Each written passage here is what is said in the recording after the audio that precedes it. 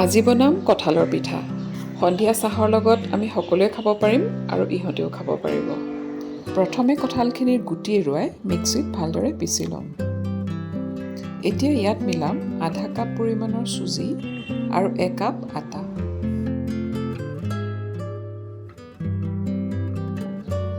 এতিয়া এইখিনি ভালদৰে মিক্স কৰি অলপ সময়ৰ কাৰণে ৰেষ্ট কৰিবলৈ দিম।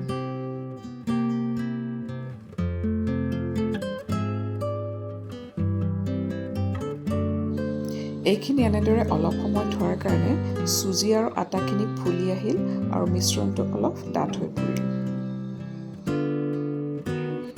এতিয়া ইয়াত অলপমান আধা চামুচতকৈও কম চ'ডা খাৰ মিলাই লৈছোঁ।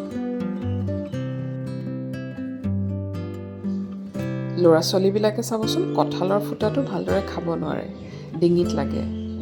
কিন্তু কঁঠাল যিহেতু খুব ভিটামিনযুক্ত আৰু উপকাৰী ফল, আমাৰ ল'ৰা ছোৱালীসকলক খোৱাটোও দৰকাৰী। সেয়ে কঁঠালৰ ফুটাটো যিহেতু ডাইৰেক্ট খুৱাব নোৱাৰি, এনেদৰে পিঠা বনাই খুৱাব পৰা যায়।